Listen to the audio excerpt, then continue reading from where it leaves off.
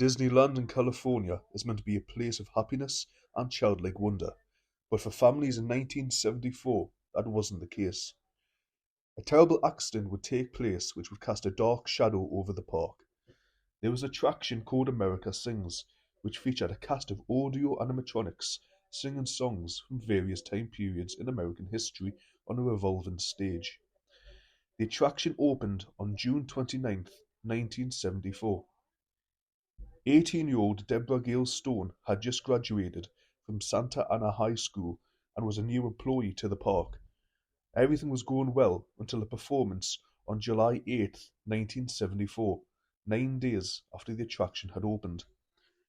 At 10:37 p.m. that night, Deborah slipped down, fell, or jumped into a narrow channel with mechanisms which provided the stage with movement, which was in between a stationary wall and a moving wall, which would move every few minutes.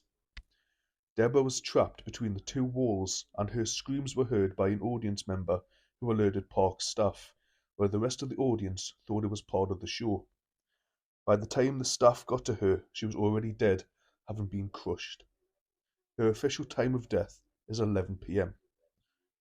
Stone's death drew headlines to the park. Her parents sued the park for their daughter's death, which they received a small settlement from the suit. The park closed the attraction for a few days as they fitted proper carpet and warning lights for the employees. Later, the walls would be redone with breakaway walls in case the same incident happened again. The blame would fall on the fact that the ride had only been open for 9 days and health and safety was never taught for the ride. It opened again 3 days after her death. The ride slowly lost popularity, eventually closing down on April the 10th, 1988. Who is at fault? Let us know.